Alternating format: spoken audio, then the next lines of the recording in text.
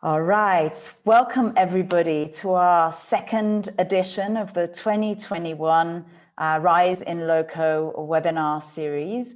We're super excited today to be welcoming an amazing lineup of panelists who are going to be talking to us about innovative tech solutions for COVID-19 problems, and specifically taking a look at how entrepreneurs in Lesotho are tackling these challenges. And as always, we really welcome this to be an interactive session. So please do post your questions in the chat in Zoom if you've registered to attend the event and are participating on Zoom, or on our Facebook live feed. So please feel free to post questions during the conversation, and we'll try and allow some time at the end for those questions as well.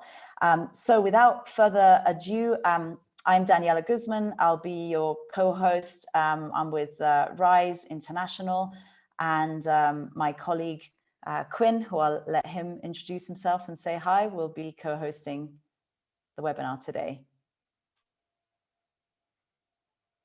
Quinn, you want to say a quick hi so people can see you? Hi everyone, my name is Quinn. I'm the Design and Construction Manager at Rise International, and I'll be conducting the show for today with my lovely partner, Daniela. Thank you, Dan. Awesome, thanks, Quinn. So today we've got a really great range of panelists. We've got a couple of guests from the Marija Hub. And for those of you who don't know, the Hub is a creative technology lab that takes a creative, collaborative and participatory approach to raise awareness and seek solutions to social issues through filmmaking, photography, videos, animation. And they do a lot of amazing work with children, you know, starting from school children right through sort of young entrepreneurship stage. And then we have also another incredible organization from the GEM Institute, which is an incubator for creative and digital industries development. And they offer mentorship and coaching on value chain matching from film through to fashion. They offer masterclasses and professional development and market development and access, and a bit of fintech as well. And they also do a lot of educational technology, coding and website development training to national trainers. So it's going to be really interesting to get the different perspectives from incubation of youth to young entrepreneurs. To then we've got a couple of guests from Sky Alpha, which is Lesotho's first and only online radio. Of course, digital radio is the only natural, inevitable migration to the digital space that the world is facing today. And the radio station works with various international media houses and radio stations to introduce different ideas that solicit premium content. And they do a lot of program exchange and networking. And that's a mandate that simply promotes avenues for young people in entrepreneurship to create a web and disseminate issues relating to alleviating poverty and other socioeconomic development issues. So we've got media represented in the house, and it's going to be very interesting for them to be interviewed for change rather than them doing the interviewing. So to go into, those are the three different organizations that we have represented today. And just to introduce the panelists, so from the Hub, all the way from Marija, we have Moleboheng Rampou. She's a multifaceted activist and a social entrepreneur with a vast background experience in the creative industry. She's got a strong, proactive leader, determined to empower and develop youth, particularly interested in improving our socioeconomic situation in Lesotho, especially through promoting arts and creativity as a means to generate income. So we'll be hearing from her how artists don't have to be poor. Thejane Malakane, also from the Hub. He is a professional educator, passionate about digital integration in education. He's a Microsoft expert educator, a coding instructor, and an environmentalist. He's received international recognition for his teaching excellence by the Vaki Foundation and AKS Education Awards. He advocates for women and girls inclusion in STEAM subjects. Now, not many of you may know that because, you know, we know about STEM, but STEAM has got the A added for the arts. So we learn something every day. So welcome to Thejane. Thanks very much for being with us, and Moleboheng as well from the hub in Marija. And then from Sky Alpha, we have Tello Leballo, who everybody knows as Dallas T. He is the founder and executive director at Sky Alpha.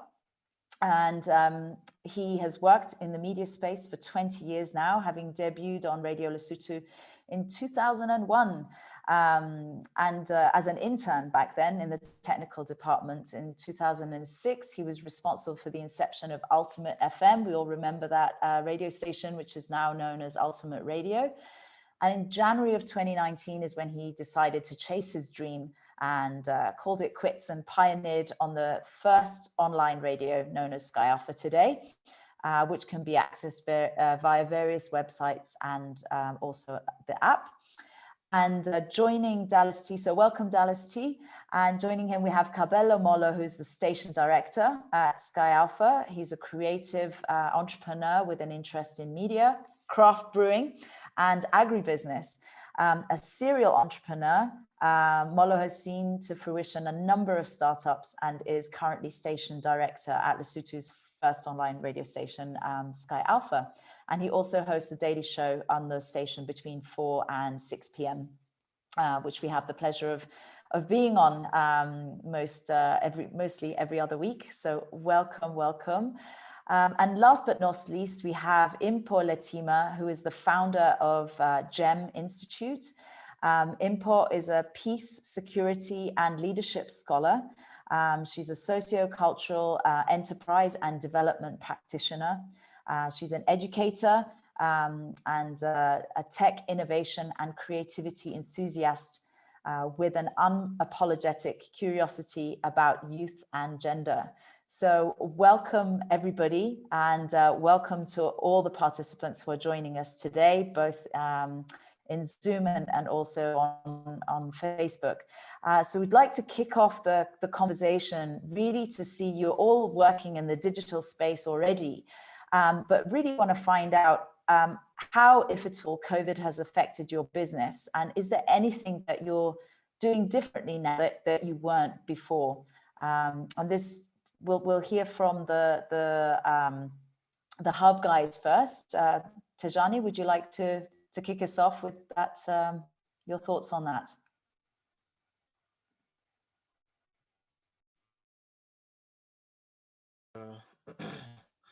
Okay, can you hear me? Okay, thank you very much. Thank you for taking me. And as you mentioned, I am a Microsoft expert educator, and that puts me in a position where I'm able to juggle through different technological platforms related to education. And I've been doing this for so many years, 10 plus years. So at the advent of COVID-19, things took a drastic turn in my practice as a teacher. And it hasn't been easy because it just happened in a flash. There was lockdown and kids were at home. So I had to find means to connect with my students. So I had to, find available platforms that I can get hold of my students. And those were WhatsApp as well as Zoom. I would mention that WhatsApp isn't that effective because the interactivity of WhatsApp isn't that broad. So it was quite tricky to actually get hold of my students.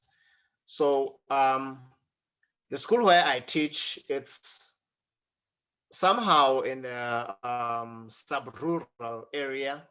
That means even the students that I teach come from families that most of them live under the poverty line. That means to access devices that they can use to connect with me, it's a hassle for them. So it wasn't easy, but I had to make things work. So for Zoom, things have been going very well, and until some time when the pandemic was, having its toll throughout the country, and parents lost jobs, and that meant even assisting their kids to connect, because parents had to buy data for their kids. It became a hard thing to do. At some point, parents had to go out to look for work, and that caused a lot of inconvenience for me, because most of the devices that my students use are the parents' smartphones. So during the day, they are not there, they are at work, and when they come back, they are busy with their devices. So there was that discrepancy that was happening between me and my students due to this wave that is being caused by COVID-19. Otherwise, I tried to make sure that learning still happens, even where I am. It's true that the regulations don't allow us to come in large numbers, but I had figured out that even if I can reach 1 or 2 students in a day, that would be fine. I would have done something. So as a code instructor, I'm a master trainer for Scratch, which is a programming platform. I had figured out that my students have to be exposed to the world of programming at a very young age. So I had figured out that I have to reach out to them. So I've been going to, young kids around my village here, teaching them how to code. And it has been very, very wonderful. And one testimony that I can share with you is that one girl that I trained just for 1 week, she was so excited. And coincidentally, at that time, the Africa Code Challenge had been launched. So I coached her to actually come up with an innovative digital game, and she chose to come up with a game that helps people, especially young people, with COVID awareness. And it went very well. It was submitted, and after screening, uh, I'm proud to say she was able to place position 2 for Team Lesotho, and that has been one of those milestones that I have come across and achieved. So far, so good. Apart from that, as a global teacher, I have a lot of friends across the world, and I've been getting hold of so many teachers and their students. So lately, I am teaching Indian students English via Zoom, and it has been a very wonderful journey, and getting to to be exposed to how other students from other countries learn, and sharing ideas and skills. It has been just wonderful. So I do believe, even within this uneasy times of COVID-19, I'm trying to make sure that learning still happens, even with the little infrastructure that we might have, the devices that we have, the connection, the data. I always make sure that learning still happens. So it hasn't been easy, but overall, I'm making things happen. I think Great. I Thanks, covered Thejane. most of your questions, Daniela. Yes, thank you so much for that. And it sounds like some opportunities have opened up your way as well. Yeah, teaching English to students in India may have been something you may not have thought of pre-COVID. So thanks for those insights, and that's great about that second place competition winner. How about at the GEM Institute, Mpho, in your incubation services that you offer and the entrepreneurs that you're working with? Any adaptations and changes you've had to incur as an organization? Thank you very much, much, Daniela, and hello, everyone. There are parts that will not be so humble, and there are parts that will to some of us, and that being that, as you mentioned, it's an incubation. And a good thing about an incubation is that you get to experiment a lot. There is no, it's not a straight path to whatever that you want to do. So taking last year, 2020, and weaving ourselves through now, in part, it was as if we were prepared for 2020. I am not bragging. Um, at some point, we were at the point when we were very much getting into the trajectory of testing out digital platforms. So that came into our favor. That is from the skills perspective, upskilling and reskilling. From the business perspective, not so much if we are talking about finances, but if we are talking about the business from the human perspective, then I would say, yes, there has been some strides because we had enough time to rethink our strategy, to rethink what is it that we really want to achieve, and to actually test out some of the things that we have always wanted to do. For instance, conferencing online. I'll say one of the things that, or two things that are notable that we were able to do in the past year in terms of the business perspective is that our incubation was listed as one of the 20 best incubations in Africa by African Union. Other than that, in Lesotho, when everybody else was still really trying to figure out what they are going to do in terms of connecting online, we were already on Zoom a year before. So I would say in part, we were leaps ahead, but being in Lesotho, I will not say being in Lesotho is a limitation per se. I will say when you are in a difficult place, you tend to be more creative, more innovative to try to think about solutions. In terms of skilling and reskilling of incubatees, as you know, we'll have people from the agricultural side, from the film side, the creative side, and the fashion side, and the tech side. Things have been going slow but good. And I believe we really do appreciate that there was some level of slowness, because then people were able to start to rethink about what is it that they really want to do, and also the pace that they want to adopt as they go forward. And I'll say in 2020, we're probably most productive during the hardest times, because we're able to produce about 5 test films on an array of topics. And we started earnestly to look into the agricultural space and how that can be meshed with technology. Even though we have not been able to match it with technology, what we have done is that developing a delivery application and also a film streaming application. I don't think we have done that in Lesotho yet. I've seen other applications, but nobody has come up has come up with a film streaming application. It is going to be launched very soon. The agricultural, we are actually eating our harvest, so it has been quite productive.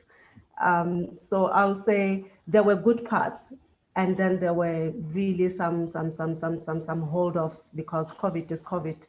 The human touch, we are a social enterprise, so our biggest investment is in people as we go into the money space. Thank you. Great, thanks, Mpho. There's some great insights there.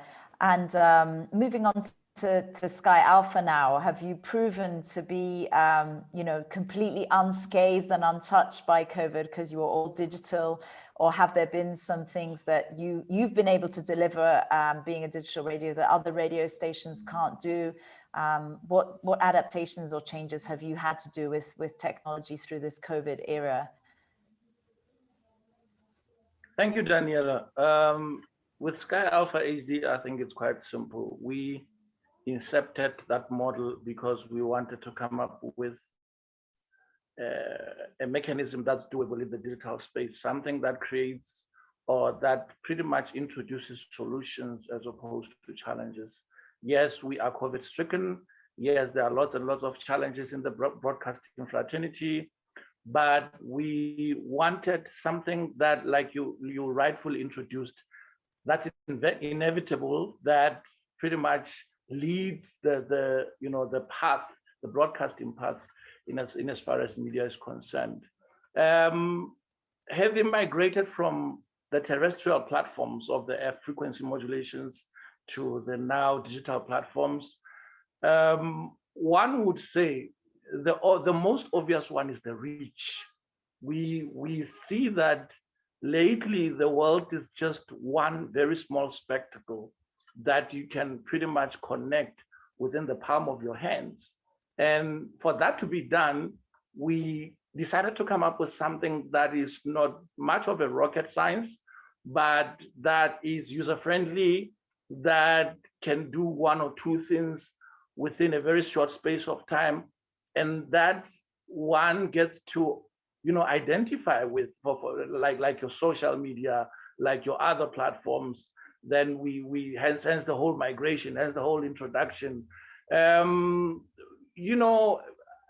whole COVID-19 era taught us so many things, and one of the things that we saw as a blessing to our model was the social distancing. We had to ensure that we work from the comfort of our own spaces.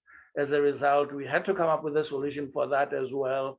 And Sky Alpha HD was then to present itself in a manner that addresses the needs.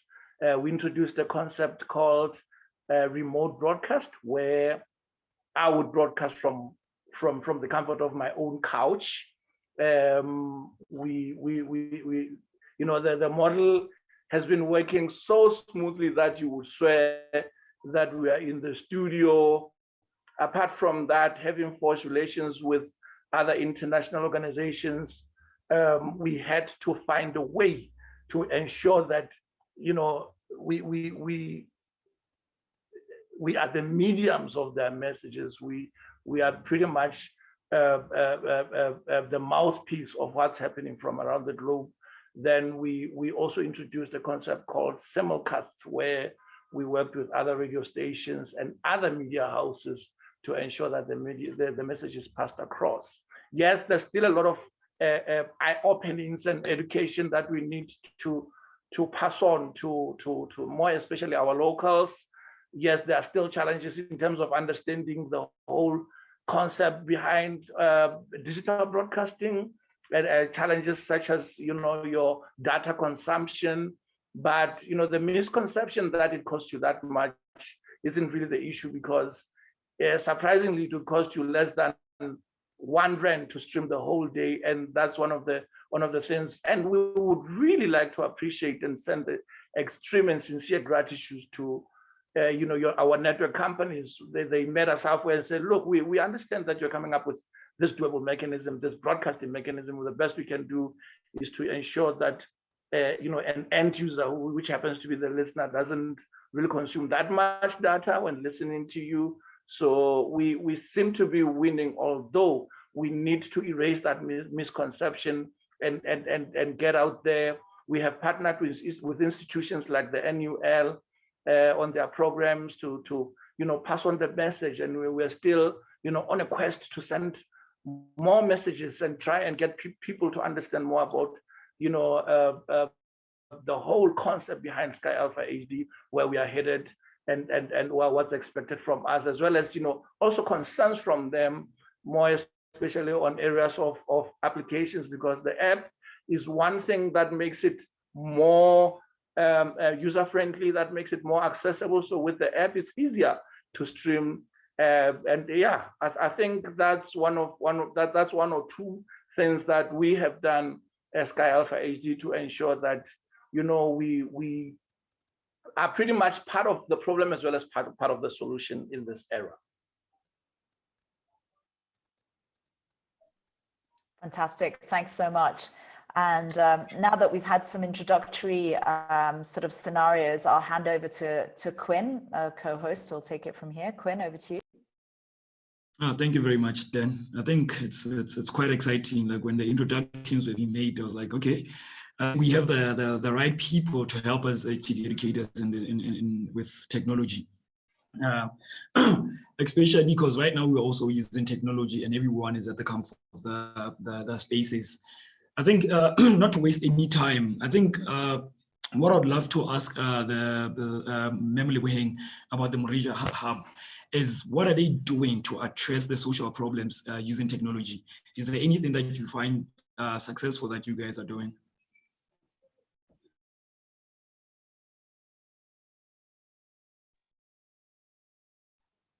Good afternoon, everyone. Thank you. We're basically a technology lab, and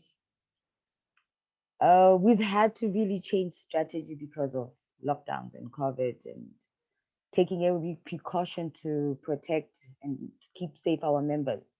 So we've had to close our doors, meaning we were really unable to still do what we always do.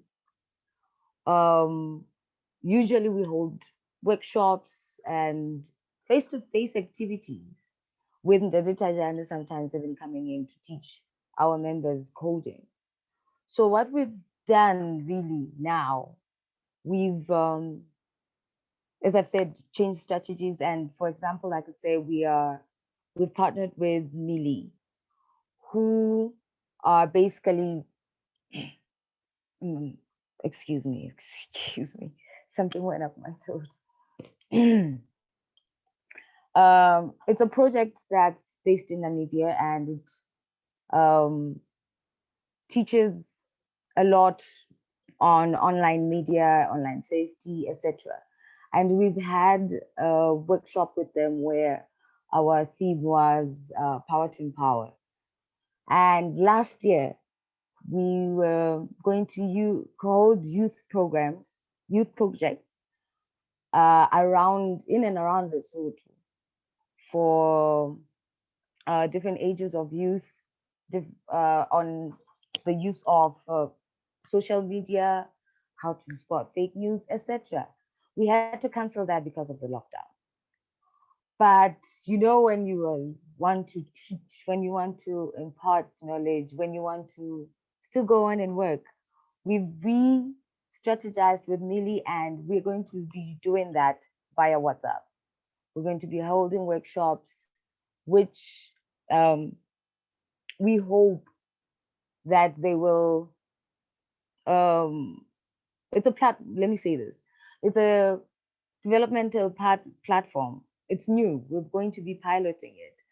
And the one thing is we need to solidify this thing of people knowing how to spot the fake in the news. There's so many fake news now, especially maybe around COVID. So with programs like this, using technology, we hope to fight this thing and still carry on teaching Basotho, especially the youth, about technology and its importance. Thank you. Thank you very much, Moleboheng. Mpho, you touched about something that was very, very, very important, that about tech space and your incubatees. What do you see? I think experience is the best teacher. So I think my question to you would be, what are those difficulties or problems that you think your incubatees or startup companies are facing or struggling with in Lesotho?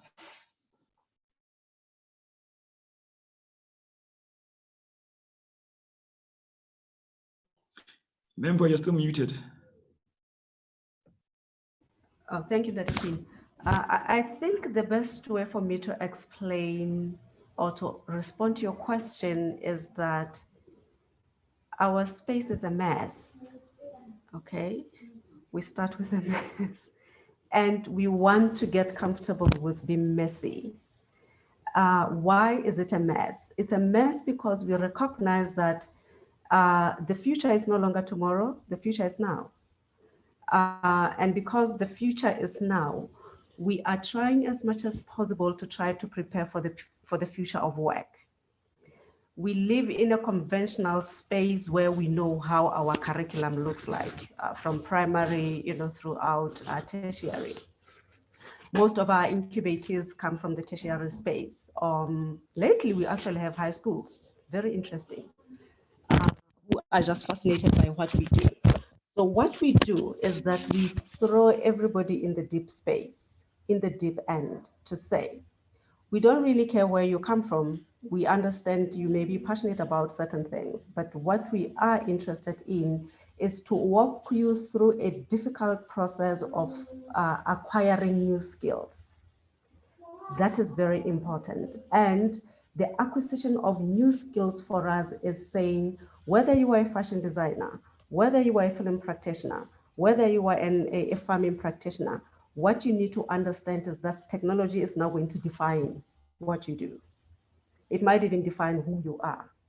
So these are the difficult questions that we have to ask our incubators, myself included. I mean, I consider myself an incubatee.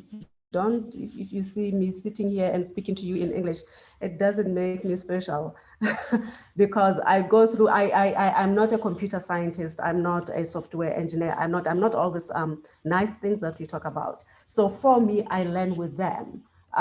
Everybody who is here, we learn from each other. So I would say the challenges that come from this kind of approach is that taking people out of their comfort zones is very difficult, very, very difficult. Because you are challenging belief systems, you are challenging things that I know, you are challenging, and you don't give me space. That is what we believe when we first occupy the space, that we are not given space to express ourselves. And we say, express yourself whichever way you want. But the central issue to everything else is that you need to connect yourself to technology and appreciate it and use it. We want to see you using it. That is very difficult.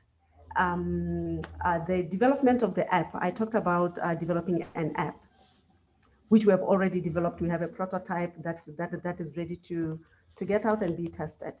And lo and behold, the app was not developed by a computer scientist or an ICT person. It was developed by an engineer who had never, ever developed anything in her life, because that's another thing.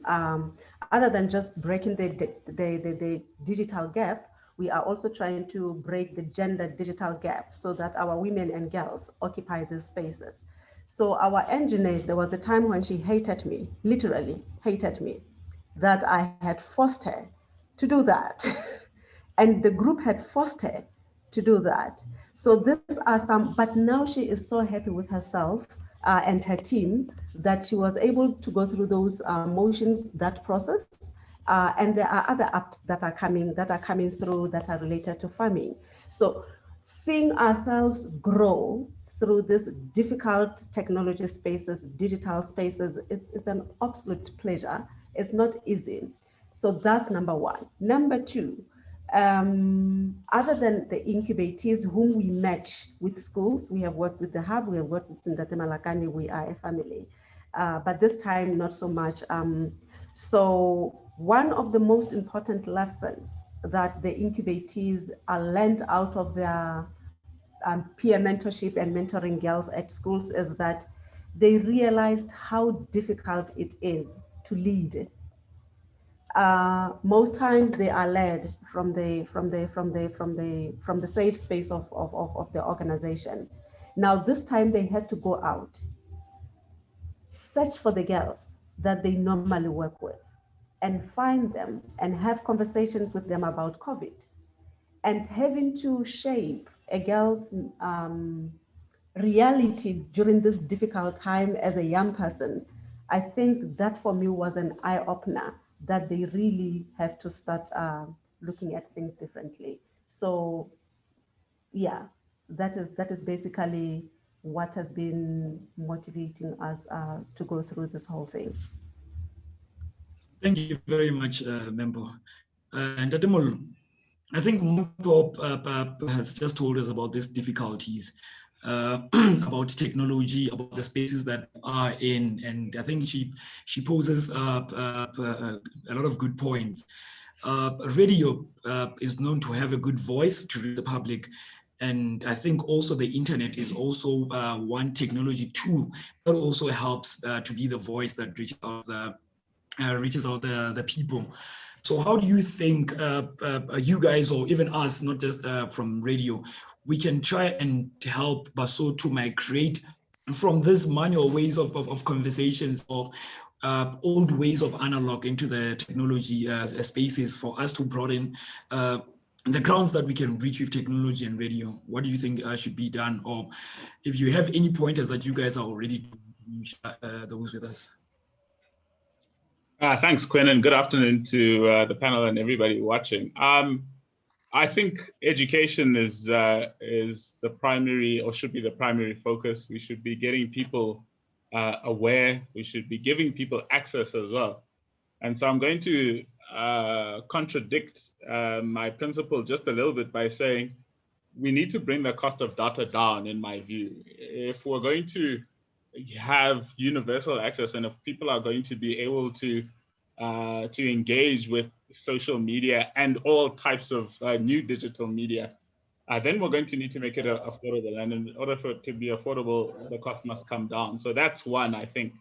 I think two, we've got to make it make sense for the end user. So it can't just be, come and you'll see what you can find there. You need to make it make sense for them. So what is it that they will glean from the experience that will make it make sense? So I think if we could package that nicely, and I think it is the duty of everybody on this panel and everybody listening to do that. So each one teach one. And I'll tell you, it isn't just, I think you will find that you're not just working with the rural community. I think even in the urban spaces, there are people that need that encouragement and need that education. So I think it's a path or journey that we're gonna walk for a long time, and we're gonna walk it together. And I think the most important thing is to not leave people behind. Let's make sure that everybody understands why it's important, and let's make it accessible. I think accessibility really is the major buzzword. Thank you very much, Dr. Kabelo. I think also I like what you said about education, that we need to start from education, from the schools. Like the famous Sotho where it's like so the better we start from the youth with education, I think that's the best way to do it, definitely. I think you also spoke about something that's very important, about also the cost of data, whereby it needs to be going down. I think those are also good suggestions on that. Thank you, Dr. Kabelo. A question that I'll also try to impose to everyone, I think, Dallas T, this one, we'll start with you with this one. How do you think small business owners use technology to survive the pandemic or prepare for, like we've been having lockdowns which were not pre-thought of. So how do you think people can start using technology in ways of tackling those things that come up prematurely, or things that we haven't planned for? It's a bit of a tricky one, more especially practically, because we and that demographically where we are right now, we still experience lots and lots of numbers with lack of access to smartphones, lack of access to technology. I would say migrating to the digital space, which is the obvious one, is an answer. But at the same time, not everyone has access to that. So in order for everyone to have access to that, there has to be a web of entrepreneurs that reach out to, let me just say, reputable entrepreneurs that reach out to up and coming graduates, to up and coming entrepreneurs, to anyone who enthused to be, in the business space or enthused to survive. It starts with your large corporates, maintaining that responsibility or claiming that responsibility of reaching out in forms of workshops, in forms of symposiums, and of course, granting the hordes or the masses that access to your smartphones, your gadgets, where one would be able to interact with etc., etc. So much that we share ideas at the comfort of your own smartphone. Apart from that, I would ostentatiously say Sky Alpha HD. I mean, why wouldn't you listen to Sky Alpha HD from wherever you are? Because that's our mandate. We solicit issues of entrepreneurship. We form that web, and we gladly work with organizations that do the same. So, given that access or having that access also helps you to, come across or install apps such as, the ones that we have, so much that it's easy for you to listen to opportunities from wherever you are. It's just a matter of coming together digitally and forming that web. Dr. Queen, may I chip in? Yes, I was actually coming to you, Mpho. Oh, Yes. thank you. Thank you. I just loved what Dr. Kabelo attested to, which is access. I think this is one of the most frustrating issue right now. And I'll give a live example that we are going through. Since we work with school around the country nationally, one of the responsibilities that we needed to maintain was to make sure that our girls, our students in schools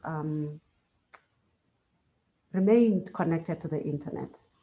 So we did what we normally do. We caused trouble, went to the big people, talked to them, tried to influence to say, now we have to move away from your paid up digital platforms and try to start the data-free digital platforms.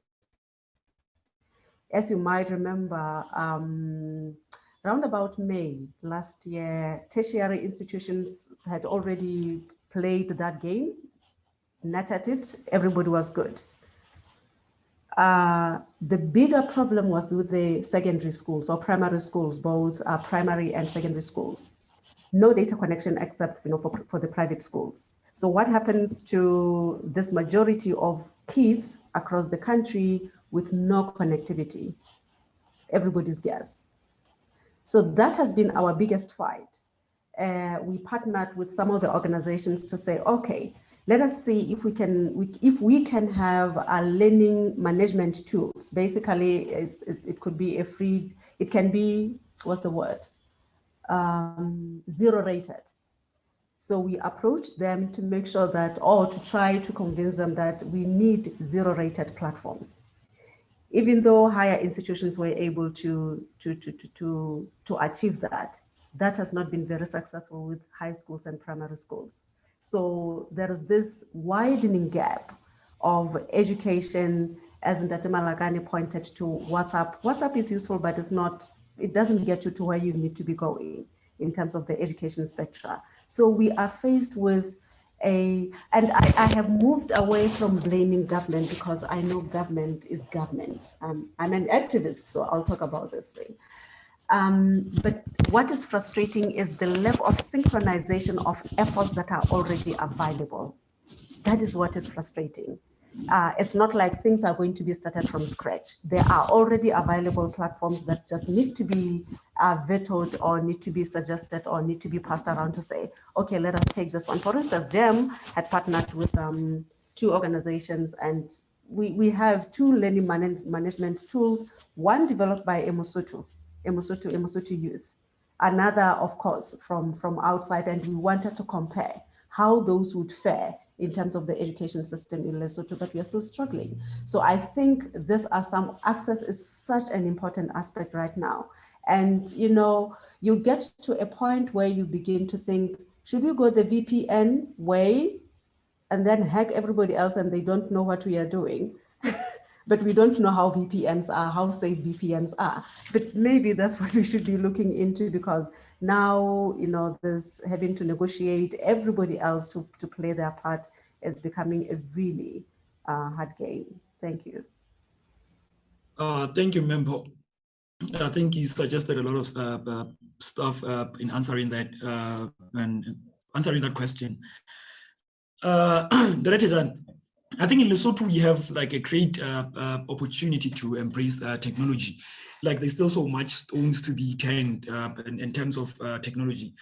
So in regards with the fourth industrial revolution, what do you think are the barriers or opportunities that we are missing as Lesotho, or what do you think should be done, or what is exactly that's already been happening from your side? Thank you, Dr. Quinn. Since being a teacher, I've realized that we are faced with a very big problem where we have teachers who still use the old means of teaching, that is, a chalk and a board and standing in front of kids, and that's it. And having kids remotely, like we have to do right now, it's really a hard mountain to climb for most teachers. So I strongly believe that as teachers, we need to have that quick mind shift, whereby we actually tell ourselves that we need to change the narrative of how the learning space, teaching and learning, happens in a classroom. Like I said earlier, the advent of COVID-19 caught almost every teacher off guard, and for just a few teachers, they were ready to handle everything. But taking this thing into the whole picture of the fourth industrial revolution, I don't think as Lesotho we are very close to actually saying we are in the fourth industrial revolution, because looking at its technicalities, to be in the third industrial revolution, you should have embraced the whole picture of technology. I can give a few examples: web development, coding. And when we transit to the fourth industrial revolution, that's where we talk of automation for the most part.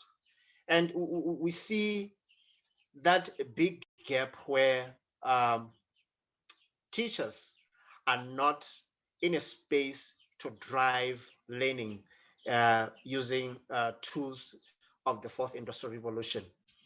Mpho Mollo mentioned one a huge aspect of education, and I want to take it further in that teachers have to be capacitated very quickly as to how to drive learning remotely, especially during the pandemic as we are right now.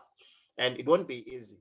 But very quickly, I would like to drop some suggestions or tips to teachers who are watching. Like I said, I'm a Microsoft expert educator. That means I know the ins and outs of Microsoft tools, of how education happens and learning as well.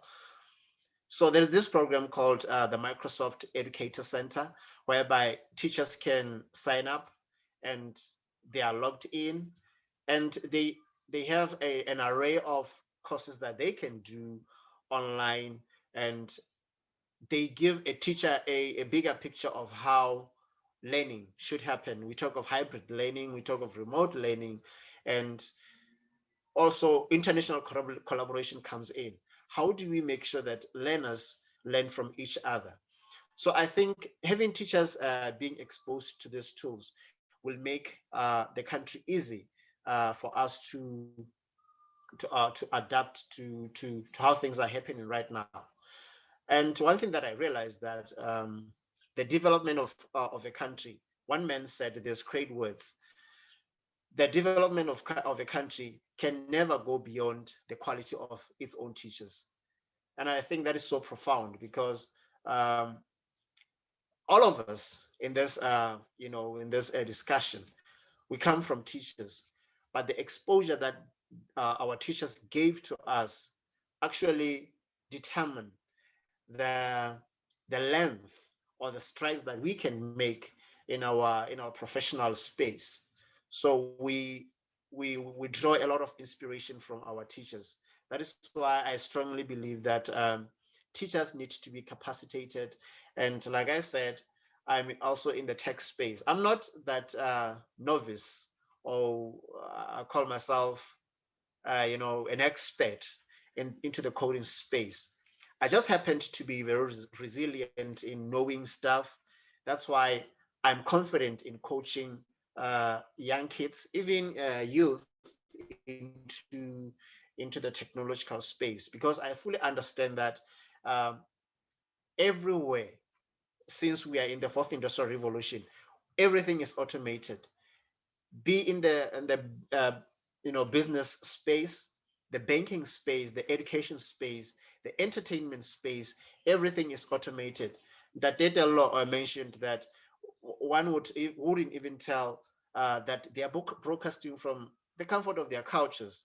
And that's the power of technology. So I do believe that as teachers, we need to actually have that mind switch and just tell ourselves that we need to change the narrative of how learning happens.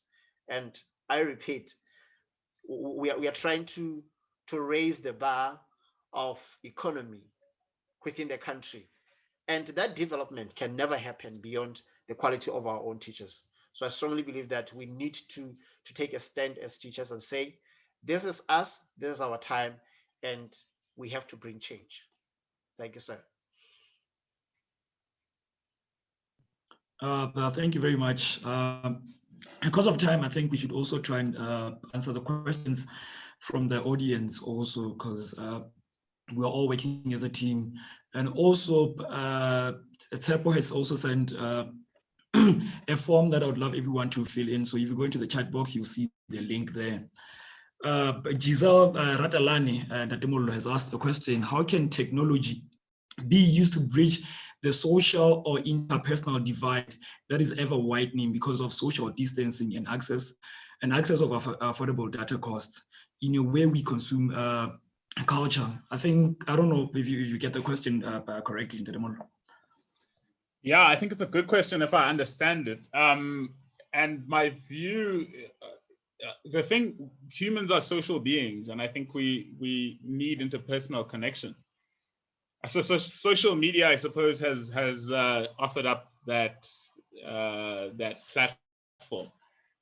It's got its pitfalls, but I think social media can certainly fulfill that. And I think it's about us, the end user, making sure that we drive that interpersonal connection that she talks of, specific to the cultural agenda. And I think stations like Sky Alpha HD, we ought to make it part of our mandate, because I think we have a large part of the diaspora listening to us. And I think part of the things that draw them to Sky Alpha HD is to connect to those cultural elements that they might not be interacting with on the daily. So even just small things like remembering Moshesha's Day or whatever, I think it's important that those kinds of things are highlighted, and we continue to create that tapestry that speaks directly to the interpersonal connection in that sense. I hope I've answered the question, and I haven't answered my own thing. I think you're actually right on point on answering the question. Thank you, Kabelo. Moleboheng, I think also looking from your experience in the sector that you're in, what advice would you give anyone listening to you, or anyone asking or wanting clarity on the sectors that you work in?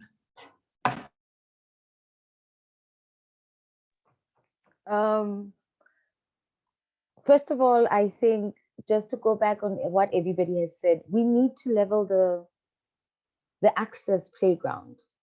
Somehow, some way, we cannot move forward with technology if we don't work hard on trying to get everybody on the same level with access, and then also with inclusion. We have to bring in all these marginalized groups to let them have access and a voice. One of the things, it's about changing strategy. We've noticed with COVID, that whatever paths that we had set on, we had to change them. We need to embrace change. We need to be proactive, be creative. There are so many little things that we can do to change. For us, one of the things we did was create a small space, a big space for a small group of young kids where we still go on with our education. It's called the Skills and Soup. And for that, because some of them don't have access to social media or even internet, because we've closed our doors, right? So we purchased a large TV, a smart TV, which on that they can still be connected to the outside world. So the little things can work, but one of the things is us to be proactive individually and as a community, and also with our leaders to really, really understand what technology is, what creativity is. But they would have to hear it from us. We need to speak out. We need to take action. Thank you. Thank you very much. Tello, same question. What advice would you give to anyone in the same sector as you?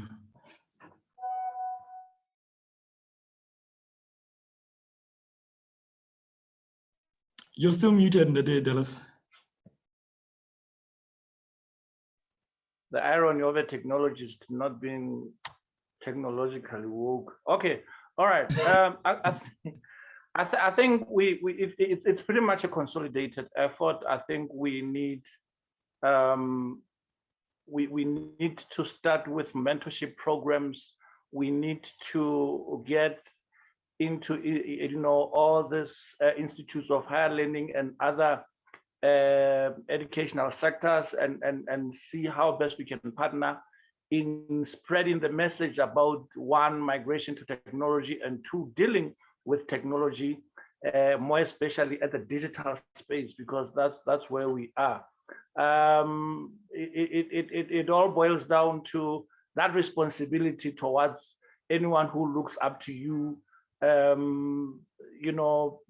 Education, mentorship, training, showing and providing proper direction to everyone, as well as, yes, I try to, the most important thing is adapting, because there's a new normal. At the same time, there's this migration to the digital space. So we need to fuse the two and adapt in a manner that's fruitful to everyone. So yeah, I think that's that. Okay, thank you very much. I would love to hand back to Daniela.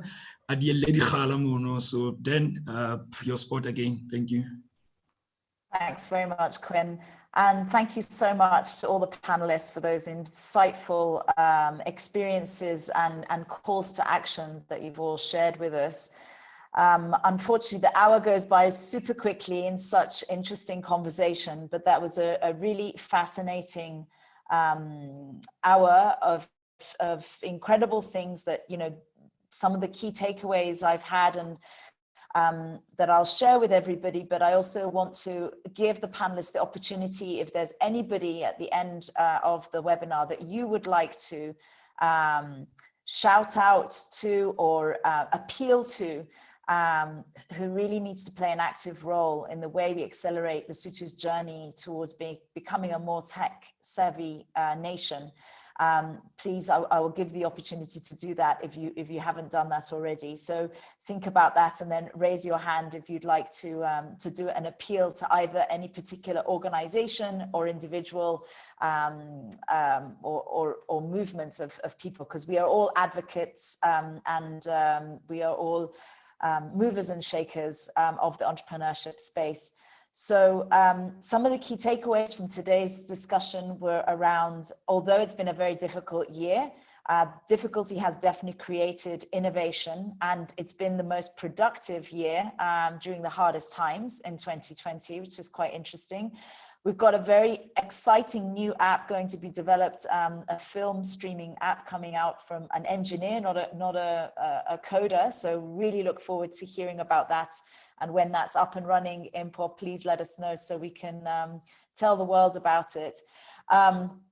Technology is going to define who we are, regardless of what sector we're in. It's not just a sector unto itself. It's influencing our lives, whether we're farmers, whether we're engineers, whatever our line of work. We do need to embrace technology, and we also need to bring the cost of data down and make technology and data more accessible, especially in Lesotho, where it is quite expensive. So please listen to us, all you tech providers out there. Bring your tariffs down and let's have more zero-rated platforms. And teachers really do need to be quick to change their mindset on learning, on how learning happens in the classroom, and to be capacitated quite quickly, because we've had 1 year of schools not taking place. So we really need to revolutionize the way children learn and learners learn in general. This is not just education for youth, but education for the whole nation, really. So as Moleboheng said, let's embrace change and let's be creative. So thank you everybody for participating today. That was a super discussion. And if anyone has any questions, I know some people's thoughts come through, please do post them in our chat. We will be addressing them to our panelists and carry on this conversation. It doesn't have to be just on this webinar. We will be continuing that through the various forums and the wonderful online platforms and technology. And please be with us this time next month, 25th of March, same time at 1 p.m. So thank you all for your time today. Thank you so much, Mpho, Dalisty, Kabelo, Thejane, Malakane, and my co-host Quinn. Thank you, everybody. Lovely afternoon to Bye-bye, everyone. everyone.